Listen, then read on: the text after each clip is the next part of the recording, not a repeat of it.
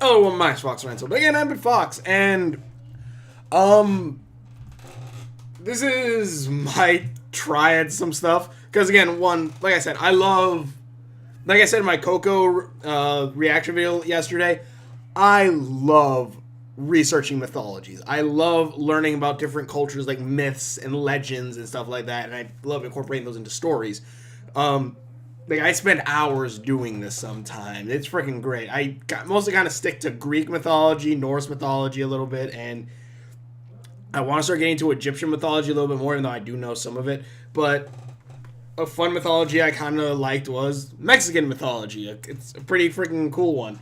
Or beliefs and stuff like that, like Death being one, a female character, which is also why Deadpool falls in love with her, and Thanos, apparently. Infinity War. But another cool thing, because of Coco coming out soon, the 21st, well, that's the pre-screen, which me and my brother are probably going to go see. But because of that and stuff like that, I wanted to, look up more on the mythologies and stuff like that, and I found some fun stuff after I finished the video. And I'm wearing this again, my sweater again, because it is freaking cold here in Texas for some reason at nighttime. Well, it's nighttime, that's why.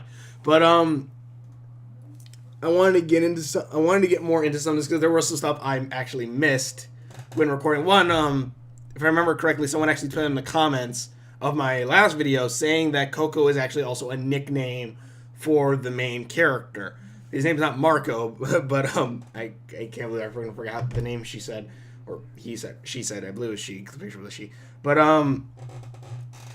yeah, there was a bit like, they'll talk about that Coco's actually his nickname, which again, there's actually a little bit more to that too that I found out. Like again, Coco, giant monster, also likely that gold, that shiny creature with all the horns and colors and stuff like that. Which again, freaking awesome design. I love that character. I love how the look of that character, and most likely he's gonna be a good guy.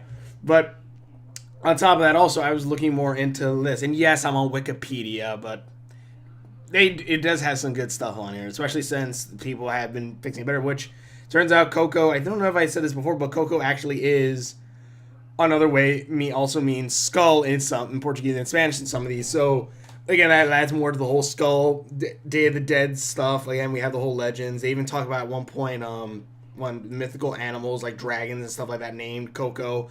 As well as even on top of that, where is it? The Land of the Dead. Well, Land Dead, but then I started looking more into stuff like this, and we already have, the dog that is with Dante, the hairless dog who is the hairless Mexican dog, who's of course named after Dante, with the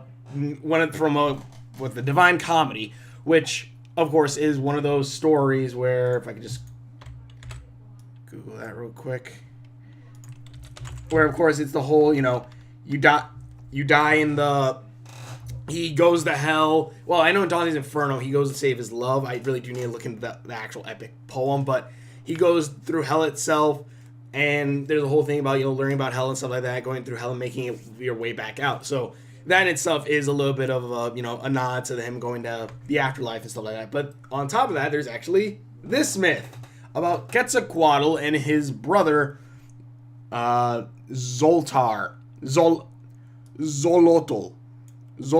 which, if I can bring this up, which just so happens to also be the name of the dog that Dante is, the type of dog Dante is, a Zolotl dog, which there is actually a whole thing about these guys as well, such as that the Aztecs people believed that these dogs are actually the one that when you went to the afterlife, you had to go underground for 4 years. Oh, but you would also be accompanied by your soul companion, aka a dog, which they say was cremated with the corpse, which kind of effed up, and I hope the dog was dead. But, and also they apparently ate him. But that's beside the point. The whole thing with the dog is actually a soul companion that helps the person who goes through the afterlife, find his way through there, which, again, adds more to that mythology with why, I'm going to just go ahead and go to YouTube and find that to post. But basically, it gives a reason why, here we go. Pause that. The person who told me this was Azelia Vargas. There you go. Oh, Socorro. The name of the member of the family of Miguel family of Miguel no Marco. The name of a member of the family of Miguel. Oh, Miguel. There we go. Miguel. That was his name. Miguel. In any case, that Coco is the nickname of Sorocoro. I don't know who the heck that is. Apparently, we'll be out later on. But Miguel. That was his name. That Miguel's going through the afterlife again, and he has the dog Zolotl, which also is the god of twins. So Gravity Falls fans, that's why that was at the end of the that. But at the end of the series. But there is a whole thing about like the dead. Again, the whole Day of the Dead, which apparently, like even like in the Mexican mythology, it's about like the Lord of Death sat on a pile of bones. Which God, that sounds like an epic imagery. Sat on a pile of bones, and Quetzalcoatl and his brother took the bones and basically got up to life, and then just crumbled the bones and created humanity. I freaking love mythology because it's goddamn insane like that. But you know, but it's also cool how many stories mimic each other, like stories with a tree that everything was born from or holds up the sky, and then, you know, all these different things. It's pretty freaking awesome.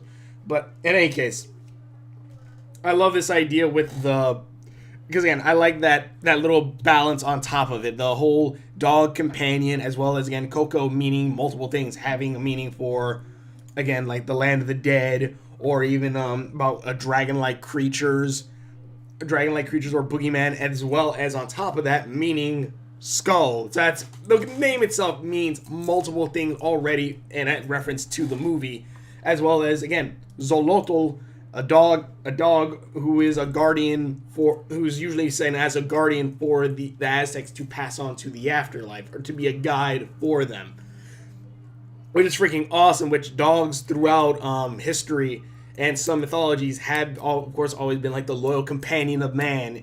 In, like, I believe it's Native American, I'm not sure which. In some Native American mythologies, it's that when man crossed over from the spirit world, dogs also crossed over to protect them. Which, one, I freaking love that, because dogs are some of my favorite animals. I freaking love it, and I just so happen also that I love that the Chinese zodiac for me is a dog, which I freaking love. And also Okami is one of my favorite goddamn games. But it's cool seeing that a little bit more on top of that, seeing more mythology on top of that. I'm trying to see, because there's also the colorful. I want to see what. I'm trying to see what are these called. The Alebrijes. They're brightly colored Mexican folk art sculptures of fantastic creatures. The first Alebrije, along with use of origin from Pedro Linares, fell very ill and unconscious. Wait, what? There he saw unconscious. Linares dreamt of a strange place resembling a forest. There he saw trees, animals, rocks, clouds that are suddenly turned into something strange, some kind of animals, but unknown animals. Saw a donkey, but actually, now I think about it, I think maybe the Dream Eaters from Kingdom Hearts might be a little bit based on this. Because if you think about it, it kind of fits. The guy fell into a coma and dreamed about creature, very colorful creatures. Dreamed of colorful creatures of different shapes and stuff like that. Like even if you kind of look at it here, let me minimize this a bit. If you kind of look at the, god dang, where is it? If you look at it, they kind of even like look similar with all the colors and stuff. So Dream Eaters might actually have some kind of origins to these guys. Get Gaijin Gooba on this crap. I solved the case. But again, like this is most likely what, you know, I'm gonna call it the Coco creature for right now, the giant tiger bird. He saw a donkey with butterfly wings, a rooster with bull's horns, a lion with an eagle head. That's just a griffin. Well, one of the griffins. They were shouting words like Alebrijes. Upon recovery, he began recreating these creatures and saw it in cardboard, paper mache, and called them Alebrijes. much does Alebrijes mean? That's freaking cool, though. Yeah, I just learned something new. But, okay, that's just terrifying. That's just terrifying. But, Alebrijes, original Alebrijes. That's kind of cool. Again, like, this is why those creatures that looked all strange and stuff.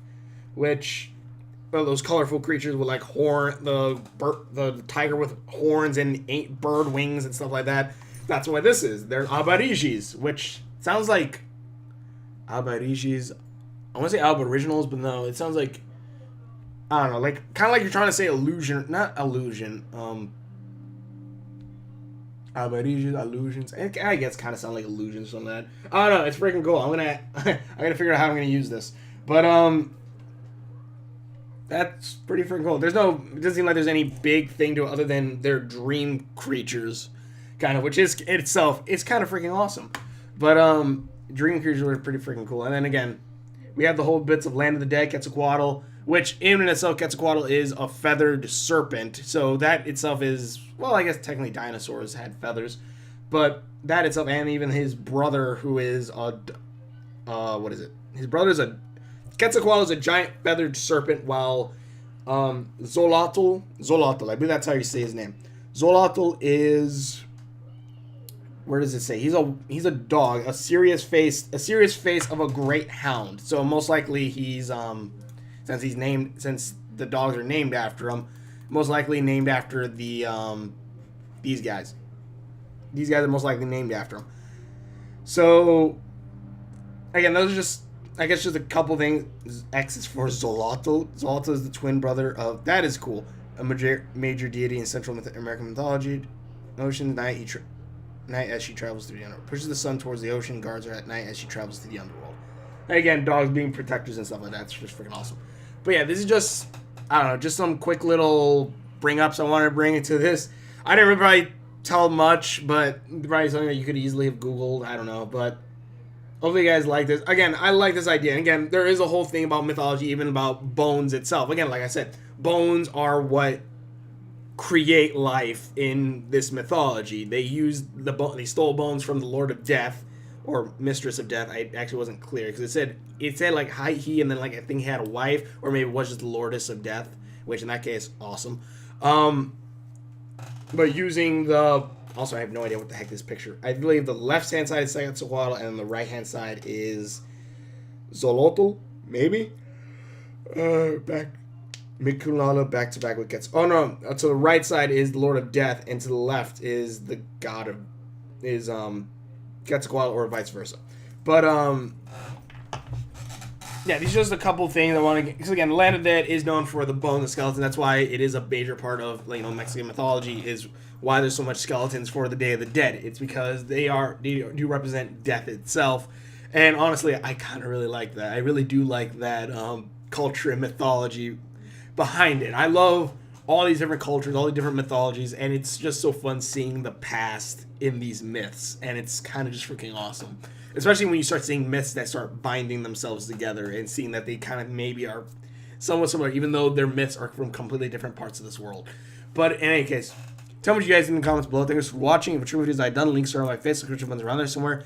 I didn't see much, I don't think, but it's just a quick little thing I wanted to do. Tell me what you guys think in the comments below. Thanks for watching. Tell us any cool myths you want me to check out or stuff like that. But either way, thanks for watching, for the videos, and we will see you later. Xolotl, my time has come to burn. I invoke ancient powers that I may return.